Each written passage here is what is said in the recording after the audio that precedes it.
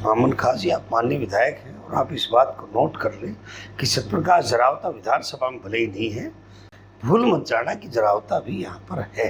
राजनीतिक व्यक्ति बनाते हैं, वो हवाबाजी इधर उधर कर करा के और वो लोग कहते रहते हैं। हमारे जाटव समाज पर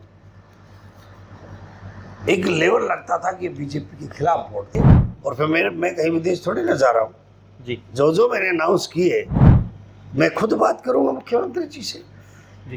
भाई हमने सीट 60,000 वोटों से जिता, 47,000 वोट से जिता के भेजी है। भारतीय जनता पार्टी को 1 लाख वोट दिया है और अब किसी ने रोका है? जो विरोध करते थे कि भाई निगम नहीं होना चाहिए, तो भंग कराए। यूक्रेन रूस के युद्ध में पाकिस्तान के लोग भी हिंदुस्तान जिंदाबाद किनारे लगाकर। नमस्कार, आप देख रहे हैं दैनिक रेडियो। जैसा कि चुनाव हो चुके हैं, सरकार बन चुकी है, भारतीय जनता पार्टी ने प्रदेश में तीसरी बार सरकार बनाई है। इसी विषय पर कुछ चर्चा के लिए आज हम हैं पटौदी के पूर्व विधायक सत्यप्रकाश जरावता जी के साथ।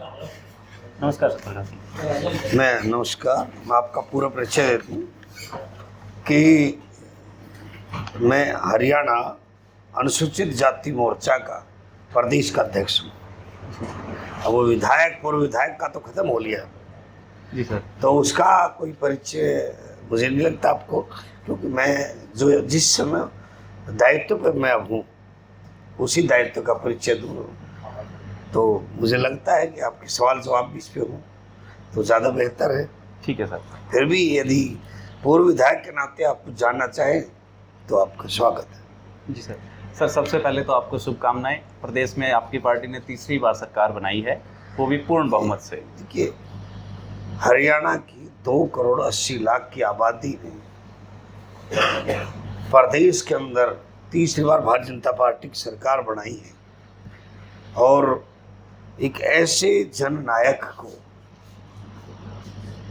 अपना नेता और प्रदेश का मुख्यमंत्री चुना है, आदरणीय श्री नायब सिंह सैनी जी, जो बिल्कुल गरीब परिवार से आते हैं, किसान परिवार से आते हैं और संघर्ष का उनका जीवन रहा है और उन्होंने 24 घंटा आम जनता के लिए दरवाजे खोले।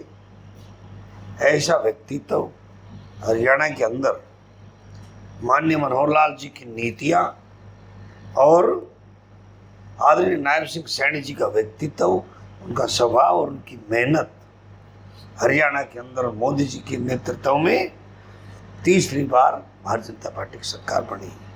जी सर। सर, मैं वही पूछना चाह रहा था कि आपके कार्यकाल में 4.5 साल मनोहर लाल जी सीएम रहे, फिर 6 महीने के लिए नायब सैनी जी थे। आपने दोनों की कार्यशैली देखी है, दोनों को अनुभव किया नज़दीक से। दोनों की कार्यशैली में कितना फर्क है? देखिए, निश्चित तौर पर काम एक ही है और कार्यशैली भी एक ही है, कहीं कोई अंतर नहीं है। मनोहर लाल जी ने, आदरणीय मनोहर लाल जी ने 2014 में प्रदेश की सत्ता संभाली, तो जब उन्होंने घोषणा की कि हरियाणा एक, हरियाणवी एक, मोदी जी ने जब कहा सबका साथ सबका विकास जी, और जब मनोहर लाल जी ने उस बात को आगे बढ़ते कहा कि पूरे प्रदेश के बच्चे नौकरी लगेंगे, बिना पर्ची और खर्ची के लगेंगे, तो हम लोग इसको एक चुनावी जुमला समझते थे जी। हम पार्टी के लोग थे, हम भी, कि हरियाणा जैसे प्रदेश में 1966 से 2014 एक बड़ा समय हो गया जी। इतने सालों में नौकरी देखी जाती थी और मनोहर लाल जी कह रहे हैं कि वो बिना पर्ची खर्ची, तो हमें बड़ा ताज्जुब हुआ था उस टाइम। और आज आप मुझे 10 साल में बड़ी खुशी मिल रही है कि आज हरियाणा के युवाओं के प्रति, हरियाणा के माँ बाप के सिर पर, कोचिंग सेंटर में पढ़ने वाले बच्चों के सिर पर, क्लास 1 और 2 में पढ़ने वाले बच्चों के सिर पर भूत सवार है। हरियाणा का जलवा है कि हरियाणा पहला प्रदेश है जहाँ बिना पर्ची और बिना खर्चे की नौकरी दी जाती है। और आपने देखा कि अब जो विधानसभा चुनाव हुए, उस चुनाव में ये जादू हर व्यक्ति के सिर चढ़कर बोला। सर, मैं वही पूछने वाला था कि हमने जैसा कि देखा कि एक एंटी इनकम्बेंसी बनी हुई थी भाजपा को लेकर हरियाणा में, लेकिन रिजल्ट में कुछ और ही देखने को मिला अचानक से। नहीं, एंटी इनकम्बेंसी वो सिर्फ राजनीतिक व्यक्ति बनाते हैं, वो हवाबाजी इधर उधर कर करा के, और वो लोग कहते रहते हैं।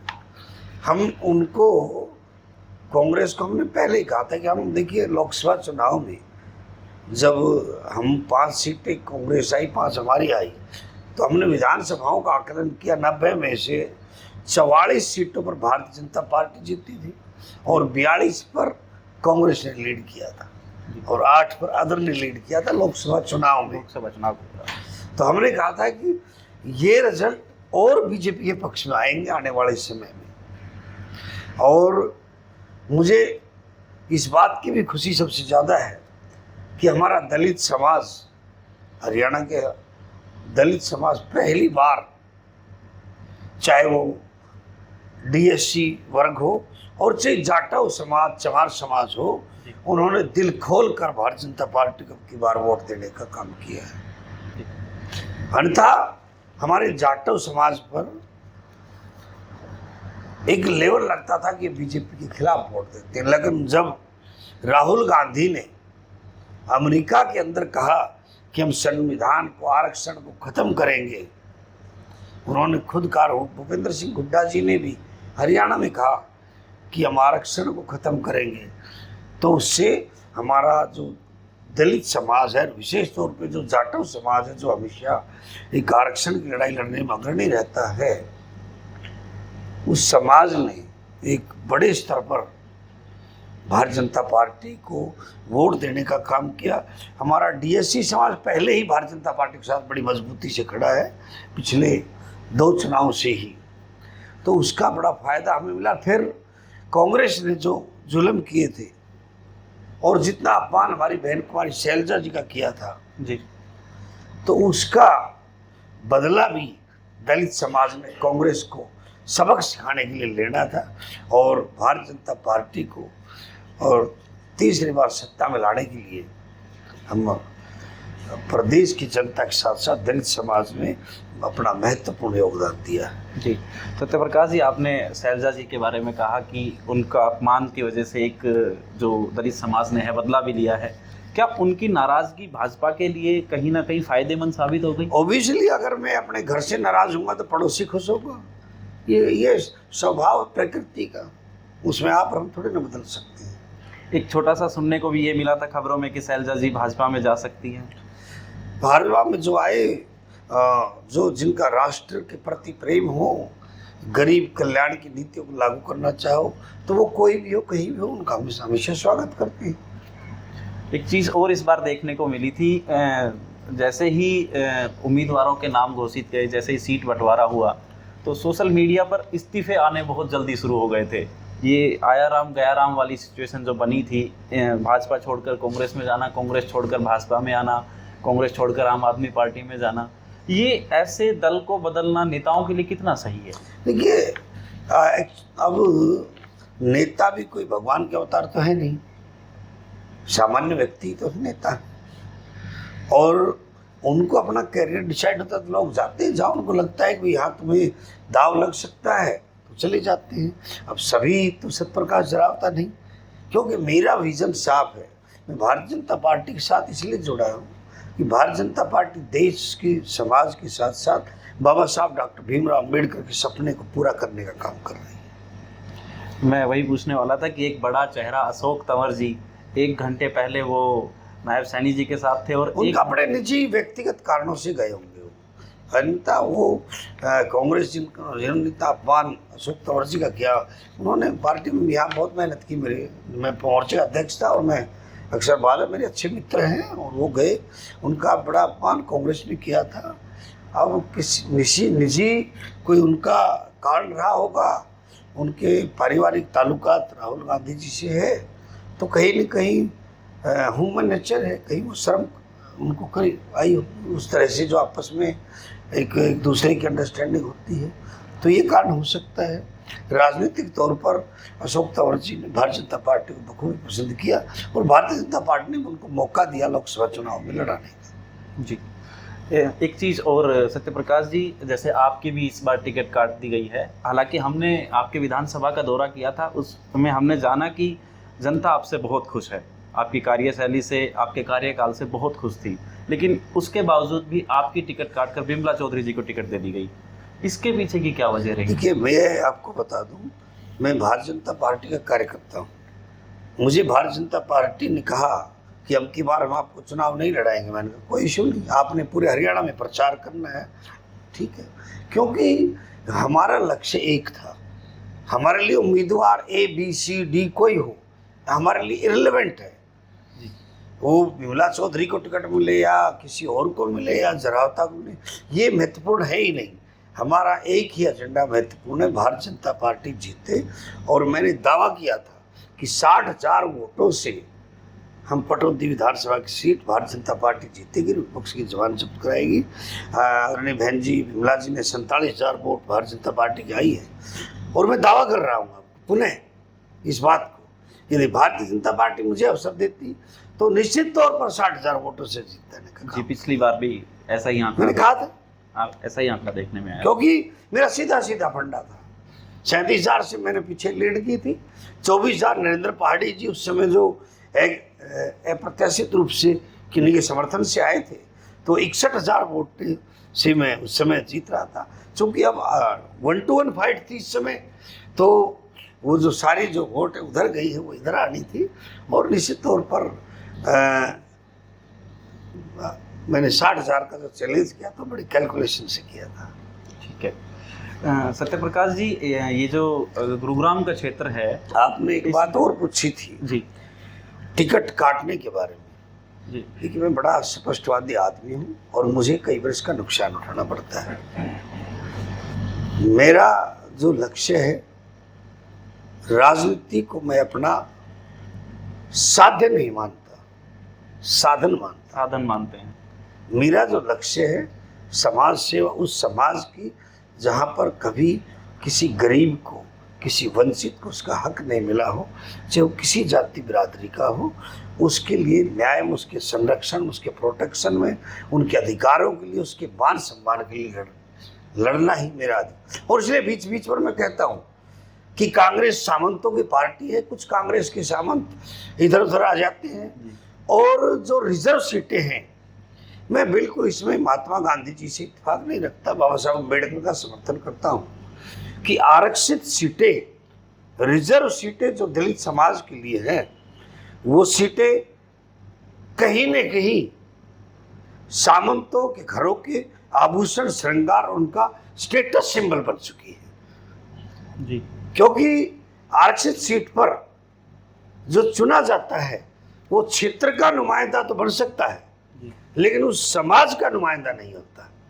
जबकि बाबा साहब का विजन था कि उस समाज के नुमाइंदे को उस क्षेत्र से निकाला जाए ताकि वो पूरे समाज की आवाज उठा सके। लेकिन हो गया विपरीत, जो समाज की आवाज उठाता है जी, उसके जो तथाकथित बड़े लोग हैं, राजा महाराजा होते हैं, वो उस आवाज को दबाने का काम भी करते हैं।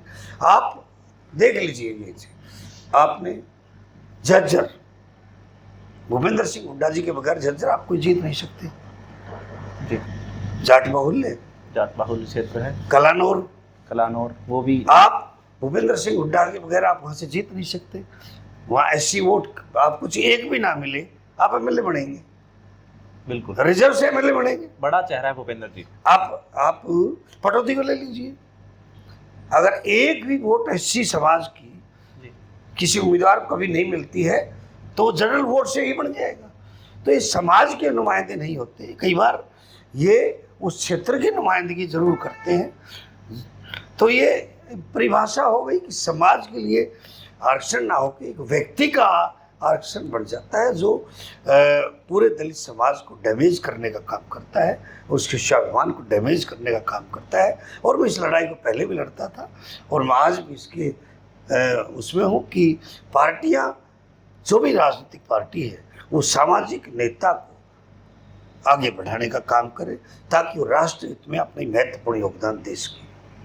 सत्यप्रकाश जी, जैसा आपने जाट बाहुल्य क्षेत्र पर एक तरीके से सीधा निशाना साधा, मैंने सभी का कहा, लेकिन अगर हम देखते हैं जिस रिजर्व सीट पर बड़ा नेता किसी या बड़ी कास्ट का कोई नेता होता है, वो आरक्षित सीट उस नेता के इशारे पर जीतती है, वो पूरे देश में कहीं हो। नहीं, लेकिन मैं अगर और सीटों की बात करूं तो ये जो हमारा अहिरवाल क्षेत्र है, दक्षिण हरियाणा जिसको हम बोलते हैं, इसकी तमाम सीटों पर रामपुरा हाउस का कब्जा कहा जाता है। तमाम पे नहीं है, आप गलत कह रहे हैं। बिल्कुल, आप देखिए पिछली बार भी हमारे पास 5 सीटें थी जी, अब की बार 1 बढ़ी है। आदरणीय राव साहब की बेटी को टिकट मिली है, आरती राव जी को मिली है। हाँ, और इसलिए 1 बढ़ गई है। पिछले अब मेवात में तीनों पहले भी नहीं जीते कभी हम, और आज भी नहीं जीतते, तो हमें मेवात में भी काम करना होगा। और नेता कितना बड़ा हो तो उसका ऑफिशियली क्षेत्र को फायदा मिलता है। राव नरबीर सिंह का बड़ा वजूद है, उनका फायदा मिलता है। भूपेंद्र यादव जी केंद्रीय मंत्री हैं, उनका क्षेत्र है ये, उनका बड़ा फायदा मिलता है। डॉक्टर सुधा यादव बहन जी हमारी केंद्रीय नेता है, उनका क्षेत्र को फायदा मिलता है। और आदरणीय राव इंद्रजीत सिंह जी हमारे क्षेत्र के हैं, निश्चित तौर पर उनका भी हमें हमारे इलाके को फायदा।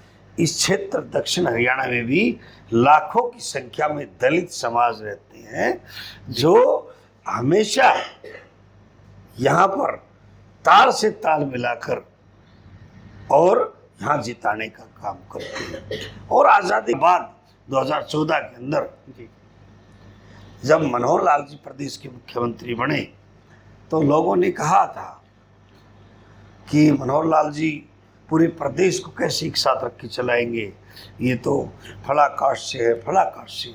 और मनोहर लाल जी ने जाति पाति से ऊपर उठकर अंत्योदय की भावना को सामने रखकर हरियाणवी एक किनारे को चरितार्थ करते हुए प्रदेश के लोगों की 9.5 वर्षों तक सेवा की जी। और एक ऐसा हरियाणा दिया जो पारदर्शी है, हर सिस्टम स्थापित है, एक किस्म से आपको कहीं भी कोई किसी प्रकार की त्रुटि नहीं मिलेगी। और नायब सिंह सैनी जो हमारे प्रदेश के वर्तमान माननीय मुख्यमंत्री जी हैं, उन्होंने तो गजब ही कर दिया, लोगों से मिलने के अंदाज में भी लोग उनसे प्रभावित हैं। लेकिन एक चीज़ और भी है, भाजपा पार्टी तो कहीं ना कहीं संगठित नज़र आती है, लेकिन अगर हम बादशाहपुर विधानसभा और दक्षिण हरियाणा की अगर बात करते हैं तो भाजपा के 2 बड़े नेताओं में विचारों में मतभेद नज़र आता है। ऐसा ही चुनाव की सीट बंटवारे के दौरान भी देखिए कोई ऐसा परिवार नहीं सबके समान एक विचार हो, लेकिन जब कहीं कोई बात आती है तो पूरा परिवार कॉमन कोज के लिए एक साथ खड़ा होता है। भारतीय जनता पार्टी दुनिया की सबसे बड़ी पार्टी है, यहाँ सब लोगों के निजी विचार कुछ हो सकते हैं, लेकिन अंततः सबका विचार एक है कि भारतीय जनता पार्टी कमल निशान नरेंद्र मोदी जी हमारे प्रदेश के नेता हैं और राष्ट्र हित में हम सब ने मिलकर एक साथ काम करना है। जी सर, इस बार अगर हम देखें तो चुनाव में एक अलग सा ट्रेंड भी मिला हमें। हमने सर्वे किया तो हमने देखा कि लोग नेताओं का विरोध बहुत कर रहे थे इस बार। अगर मैं कुछ जगहों की बात करूं तो हुआ है उन जगहों पर विरोध। मैं अगर भाजपा की बात करूं तो हांसी से कैप्टन विनोद भैयाना जी का हुआ, नारनौल से कैप्टन जीते ना जी जीते हैं, लेकिन कैप्टन अभिमन्यु जी नहीं जीते। एक मैं उकलाना में विनोद धानक जी का उसका आपको मैं बता देता हूँ, सबसे ज्यादा जो विरोध होता है वो रिजर्व सीट पर होता है। आप नोट कर लीजिए, रिकॉर्ड निकाल लीजिए। लोकसभा चुनाव में सबसे ज्यादा विरोध अशोक तंवर जी का हुआ जो भारतीय जनता पार्टी से लड़े जी, क्योंकि रिजर्व सीट के प्रति जो मानसिकता होती है वो अलग तरीके की हो जाती है और वो बड़े नेता अपने इशारे पे करवाते हैं। मैंने चुनाव में भी कहा था कि कांग्रेस के लोग जगह जगह पर षड्यंत्र रचकर और भारतीय जनता पार्टी के उम्मीदवारों का विरोध कराने का काम कर रहे हैं। नहीं, लेकिन अगर हम और विशेष तौर पर आरक्षित सीटों पर अब देखिए अनूप धानक जी को क्या कहा गया, नैना चौटाला जी का विवादित परिवार के साथ इतना हो रहा है। आज पार्टी अलग होगी, व्यक्ति तो वही है, आज उनके बारे में विचार कितने, लेकिन ऐसा नहीं है सत्यप्रकाश जी। अगर हम देखें तो दुष्यंत जी का भी बड़ा विरोध हुआ है, वो तो आरक्षित सीट नहीं थी। देखिए आपको मैं बता देता हूँ, मैंने क्या कहा आपने पूरा नहीं सुना। आरक्षितों का सबसे ज्यादा हुआ है चौधरी भूपेंद्र सिंह हुड्डा के कांग्रेस के इशारे पर हुआ है। तो सिंध जी कांग्रेसी है क्या? नहीं दुष्यंत जी, बस फिर मैंने कहा कांग्रेस के लोगों ने, कांग्रेस के इशारे पे हुआ है। लेकिन मैं देखूं तो कांग्रेस के भी कुछ नेताओं का विरोध हुआ था। नहीं, कोई इक्का दुक्का वैसे ही हुआ, नहीं ऐसा नहीं हुआ, कहीं विरोध नहीं है। अगर मैं हिसार में देखूं तो रामनिवास जी का विरोध हुआ है, काफी अच्छा खासा विरोध हुआ उनका। नहीं नहीं, कांग्रेस का जो विरोध वो तो जो होगा ना, कांग्रेस का जो विरोध है अब की बार, और देखिए दलित समाज ने किया और जाटव समाज ने वोट की चोट पर जी कांग्रेस को सबक सिखा दिया कि दलित नेताओं का अपमान करने की सजा आपको देंगे ही देंगे। पूरे समाज, दलित समाज ने इकट्ठा होकर मिर्चपुर और गोहाना में जो घटना हुई चौधरी भूपेंद्र सिंह हुड्डा के कार्यकाल में, उस घटना के बारे में उनको चेता दिया कि कानून व्यवस्था आपके बस की बात नहीं है। कि भारतीय जनता पार्टी की सरकार हरियाणा में रही है और कोई एक भी घटना हमारे दलित समाज के साथ अप्रिय हुई है तो आप बता सकते हैं? नहीं, ऐसा नहीं देखने को मिला सर। लेकिन अब मेरा एक आखिरी सवाल है सर, अभी पटौदी विधानसभा क्षेत्र से विमला चौधरी जी विधायक बनी हैं, भारतीय जनता पार्टी से हैं, आप ही की पार्टी से जीतकर विधायक बनी है, उनके बारे में आपकी क्या राय है? बहुत मेरे से पहले विधायक रही है विमला जी। जी आपसे। और अब विमला जी को दोबारा मौका मिला है। ये भारतीय जनता पार्टी है, परिवर्तन होता रहता है समय, कब किसको कहाँ क्या दायित्व मिलता है। विमला जी के छोड़े हुए काम मैंने पूरे कराए थे जी।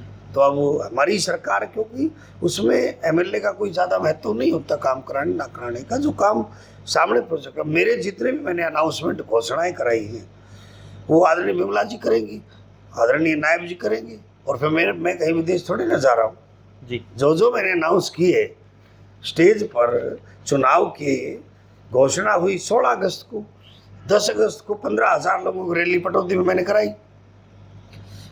तो उन 15,000 लोगों के सामने माननीय मुख्यमंत्री नायब सिंह सैनी जी ने जो घोषणाएं की है, पटौदी की पंचायत के लिए 10 करोड़ रुपए और विभिन्न गांव के लिए कम्युनिटी सेंटर और वो पीडब्ल्यूडी की सड़कें और नेशनल हाईवे जो होडल से कुलाना और पॉलिटेक्निक, मऊ लोकरी, वेट पॉलीक्लिनिक डिस्ट्रिक्ट सेंटर स्तर का, ताजनगर, बहुत सारी चीज़ें हैं जो अनाउंस इन्होंने की। और जो पूर्व में जो काम हमने मंजूर कराए वो सारे के सारे पूरे कराएंगे। मैं खुद बात करूंगा मुख्यमंत्री जी से, भाई हमने सीट 60,000 वोटों से जिता, 47,000 वोट से जिता के भेजी है, भारतीय जनता पार्टी को 1 लाख वोट दिया है। बिल्कुल सर। तो उस घोषणाओं को हम भारतीय जनता पार्टी की सरकार से पूरा नहीं कराएंगे तो किससे कराएंगे? और मैं भारतीय जनता पार्टी का कार्यकर्ता हूँ तो मेरा ड्यूटी नहीं है क्या कि मैंने जो माननीय मुख्यमंत्री जी से घोषणाएं कराई है, ये मेरी ड्यूटी है, मेरा धर्म है, उनको पूरा कराऊंगा मैं एक एक को। सर एक और चीज़ जो बहुत अभी कहते हैं कि इस क्षेत्र की बहुत मुख्य बात है, दिसंबर 2022 के अंदर नगर निगम मानेसर को स्थापित किया गया यहाँ पर, उसमें 2 विधानसभा क्षेत्रों के गांव लगते हैं और हमने जहाँ तक उन गांवों में चुनावी चर्चा के दौरान अपना दौरा किया था, हर गांव के अंदर नगर निगम मानेसर को लेकर एक अलग ही गुस्सा है जो लोग अभी दिखा रहे हैं। वो कह रहे हैं कि वो नगर निगम से खुश नहीं है, नगर निगम चाहते ही नहीं है। मैं आज फिर आपको एक बात बता देता हूँ, मैं बड़ा प्रैक्टिकल आदमी हूँ और मैं कि समय के साथ चलने वाला आदमी। चौधरी भूपेंद्र सिंह हुड्डा ने 2005 में इस एरिया का मास्टर प्लान बनाया और चारों तरफ ऊंची ऊंची बिल्डिंगें बन गई, हाई राइज बिल्डिंगें हो गई, मकान, गांव की मूल आबादी आप खो की उठाए तो 3,000, अलीगढ़ ढाणा की उठाए तो मूल आबादी 3,000। आज कितने लोग रह रहे हैं वहाँ? कितने लोग रह रहे हैं? उनका लैट्रिन कहाँ जाएगा? उनको पानी कहाँ से देंगे? नियम ये कहता है कि 75% अगर कोई एरिया एग्रीकल्चर का नहीं रहा तो उस एरिया को आपने अर्बन डिक्लेयर करना ही होगा। लेकिन कुछ ये एक्ट में प्रावधान है, गवर्नमेंट ऑफ इंडिया की रेगुलेशन है। और दूसरा, ये धन्यवाद माननीय मनोहर लाल जी का कर रहा हूँ कि उन्होंने मानेसर का अस्तित्व बचा के रखा। अन्यथा गुरुग्राम भौंडसी की तरह, बादशाहपुर की तरह, बजगेड़ा की तरह, दौलताबाद की तरह ये गुरुग्राम में मर्ज होना था और अब किसी ने रोका है? जो विरोध करते थे कि भाई निगम नहीं होना चाहिए तो भंग कराए, अब भंग कराने कोर्ट में चढ़ाता था, मिले नहीं। लेकिन अब तो जैसा उन्होंने चाहा वैसे विधायक उनकी इच्छा की उन्होंने कहा भाई जरावता की टिकट ना दे के दूसरी टिकट दी जाए, निगम बनाया था तो जिनको मिल गया है तो वो इसको माननीय को भंग करा ले। ऐसा ही कुछ कौन रोक रहा है? लोगों ने कहा था कि एक विधायक जी तो अभी है नहीं, चले गए हैं वो तो, हाँ तो उसको भंग करा लो, लेकिन दूसरा वो आपका नाम कहते हाँ थे तो कि जरावता जी की वजह वे से भी हट गया तो भंग करा लो। मैं कह रहा हूँ ना, कराए, करा ले, भंग करा ले। क्योंकि देखिए सरपंच की पावर 5 लाख 10 लाख से ज्यादा नहीं होती किसी गांव में काम करने के लिए। कितना ही बड़ा गांव का सरपंच हो उसके लिमिटेशन होते हैं। आज 21 लाख रुपए मनोहर नायब जी ने की है, 21 लाख रुपए तक आप काम करा लो, यही तो सरपंच अथॉरिटी हो गई। सरपंच अथॉरिटी। क्या आप 21 लाख में अलियर में क्या करा पाएंगे, ढाणा में क्या करा पाएंगे, नाहरपुर में क्या करा लेंगे, खो में क्या करा लेंगे, मानेसर में क्या करा लेंगे आप बताइए आप। लेकिन मैं अगर कुछ गाँव की बात करूं, जैसे अलियर गाँव, ढाना गाँव, बास, कासन, ये सब गांव तो मारुति अडॉप्ट कर चुकी थी अपने CSR फंड पर। उनको CSR की एक लिमिट होती है, उनका टेन्योर होता है, एक मियाद होती है, ठीक। वो ऐसा नहीं है कि CSR this not accountable for permanent life. जिस दिन कंपनी आपको लॉस रहेगी तो कंपनी शिफ्ट हो रही थी खरखोदा जी, देन आप बताइए कहीं कोई कह रहे थे गुजरात जा रही है, देन क्या होता आप बताइए। इसमें आप, हम राजनीतिक व्यक्ति हैं, हम आगे तक की सोच कर सकते हैं कि 50 साल बाद क्या होना है। हमारा विजन बड़ा क्लियर होता है।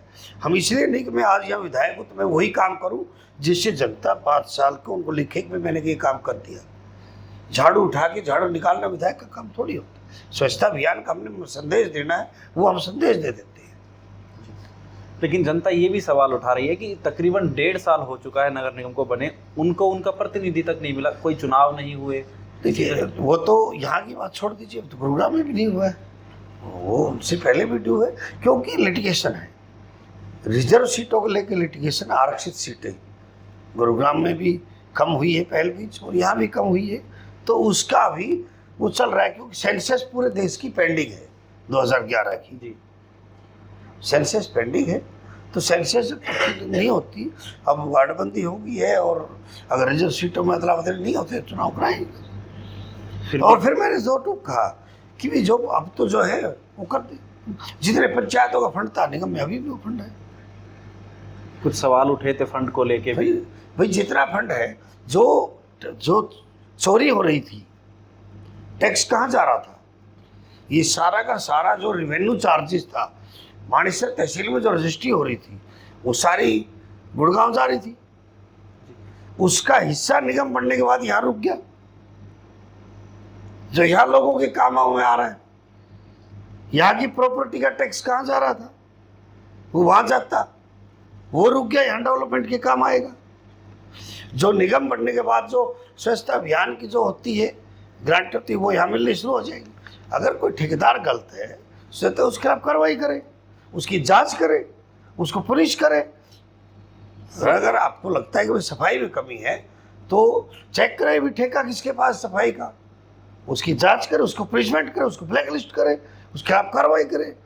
उसी का सवाल उठ रहा है कि ना, मतलब कूड़ा से निस्तारण हुआ। देखिए MLA सरकार नहीं होता, आपको MLA विधानसभा होती है, और MLA को सिर्फ रिकमेंडेशन पावर होती है जी। मेरे पास जनता आएगी, मैं रिकमेंड करूंगा जनता को देख के, भाई ये गली बनानी है। अब पीछे मेरे पास एक विषय आया चुनाव से करीब 3-4 पहले, 50 लड़कियां भिन्न भिन्न जगह इकट्ठी होकर मेरे ऑफिस आ गई, और सबके बुरे हालात। किस विषय को लेकर? अब आप पता लगे, क्या आप जिस दिन यहाँ जहाँ मैं रह रहा था वहाँ बैठिए, एक दिन 2 दिन आप सुबह हजारों की संख्या में लड़कियां जाती है, जवान वहाँ से जी जाती है ना, कोई ITI, कोई पॉलिटेक्निक, कोई MBA करके वो यहाँ कंपनियों में जॉब करती है, कोई ट्रेनिंग करती है, कोई PG में वो रह रही है। अब 10,000 तो PG में गए, 10,000 उनके पास रूटीन महीने में खर्च हो गए, टेम्पू में आने जाने में। बिल्कुल गरीब घरों की बच्चियां होती है। अब इस दर्द को राजा महाराजा थोड़ी नहीं समझेंगे, एक गरीब व्यक्ति समझेगा। उन्होंने कहा जी हमें कोई हॉस्टल वगैरह उपलब्ध कराओ सरकार की तरफ से, जैसा गुरुग्राम है, आदरणीय राव नरवीर जी कोठी के सामने वर्किंग वुमेन हॉस्टल नहीं है? वर्किंग वुमेन हॉस्टल जी। तो मानेसर में महिलाओं का वर्किंग वुमेन हॉस्टल होना चाहिए कि नहीं होना चाहिए? बिल्कुल होना चाहिए। मुझे 10 करोड़ लगे, 15 करोड़ लगे, जो बड़ा से बड़ा बनाना चाहिए, ये ताकि गरीब लोगों को, जो दूर दराज से बच्चे आए, हमारी इज्जत है, वो माँ बाप को यहाँ भेजते हैं कि मानेसर के अंदर कानून व्यवस्था अच्छी है, वो ठीक रह सकती है, प्रदेश हरियाणा की कानून व्यवस्था अच्छी है, वहाँ सेफ रह सकती है, तो क्या उनको हम आश्रय ना दें? ये is the directive principle of our constitution जी कि राज्य के नीति सिद्धांत में लिखा है कि सरकार का काम प्रॉफिट करना बनाना। We are not a profit making agency. Haryana सरकार हो चाहे केंद्र सरकार हो, हम प्रदेश और देश की इनकम बढ़ाने के लिए काम नहीं करते। We are working here for the implementation of directive principle of our constitution. राज्य के नीति निर्देशक तत्व है कि राज्य कल्याणकारी भावना से काम करेगा, लोगों के कल्याण के लिए काम करेगा। तो यदि कोई इलाके की, कोई दूर दराज की या बच्चियाँ उनको रहने के लिए चाहिए, आश्रय चाहिए, तो ये इस जनप्रतिनिधि की ड्यूटी है, किसकी है? मेरा काम रिकमेंड करना है, फैसला सरकार करे। आपने इसके लिए कोई आवाज़ उठाई? बिल्कुल आवाज़ मैंने लिख के दिया हुआ है। अब निगम बढ़ाएगा तो बढ़ाएंगे निगम, चाहे अपना प्रदेश से अनुमति न्यायालय होना चाहिए। जो मैं तो सिर्फ मांग ही कर सकता हूँ ना, बीइंग एमएलए, मैं कोई मंत्री तो हूँ नहीं। मैं तो अगर कोई गलत काम करता है कर्मचारी, तो उसकी सिफारिश करता हूँ, जिसको हटाओ भाई। लोग कहते हैं ये अच्छा है, लगा दो, फिर गंदा निकल आता है, फिर कहते हैं हटाओ भाई। फिर कोई कहता है कि नहीं अच्छा है, आ गया तो अच्छा लगाओ भाई। मैं ऑर्डर तो नहीं कर सकता ना जी। मैं तो जाके मुख्यमंत्री जी के सामने दरखास्त दे सकता हूँ। कोई काम करना है तो दरखास्त दे सकता हूँ। एमएलए को 1 रुपए की भी पावर नहीं है, not a single rupees I can not use. MLA को पावर नहीं होती, कोई भी नहीं। अपने क्षेत्र के लिए तो एमएलए फंड होता है। नहीं, एमएलए कोई फंड, एमएलए फंड जो फंड कर दिया कि आप अपने हल्के के 10 करोड़ के काम करा लो, हम रिकमेंड करके भेज देते हैं कि भी ये 10 करोड़ के काम करा दिए जाए, वो उनकी मर्जी है, कराए ना कराए, हम सिर्फ रिकमेंड कर सकते हैं। और मैंने लाखों लेटर रिकमेंड किए हैं, रिकमेंडेड फॉर फेवरेबल कंसिडरेशन लिखित जो लिखता हूँ, as per norm, as per rule. यदि नियम में है तो इसका काम किया जाए, नियम में नहीं है तो मुझे बताया जाए, हम विधानसभा में बैठ के नियम बनाएंगे। बिल्कुल, हमारा काम नियम बनाना है। MLA member of legislative assembly, विधान पालिका, जहाँ विधान बनता है, जहाँ न्याय बनता है, जहाँ कानून बनता है, मैं उसका प्रतिनिधि हूँ जी। I am not a government. Government होते हैं मंत्री। आपने देखा होगा मेरा दफ्तर थी विधानसभा, मंत्रियों के दफ्तर होते हैं सचिवालय जी, वो वहाँ बैठते हैं। ये बड़ा अंतर आप समझिए। कैबिनेट मिनिस्टर्स और चाहे राज्य मंत्री हो, चाहे चेयरमैन हो, ही इज द गवर्नमेंट। वो गवर्नमेंट है चेयरमैन, वो इम्प्लीमेंट एजेंसी है। सरपंच है, वो सरकार है। बिल्कुल। लेकिन ग्राम पंचायत का मेंबर है, वो सिर्फ मांग कर सकता है।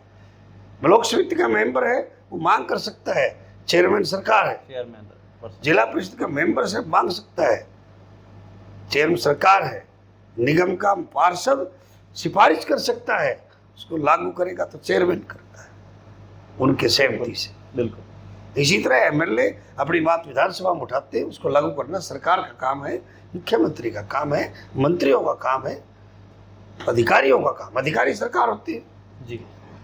कांग्रेस से विधायक हैं मामन खान जी, उन्होंने विधानसभा में खड़े होकर एक बहुत ही विवादित बयान भी दिया था, और अभी अपनी रैलियों के दौरान भी उन्होंने बहुत विवादित बयान दिए हैं। इस पर आप क्या कहना चाहिए? देखिए, इस पे आप सवाल ना करते तो अच्छा था।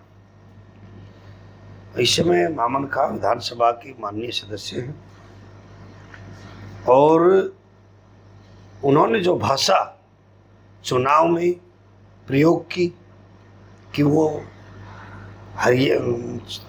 मेवात के लोगों को वोट दे या फिर मेवात छोड़ दे।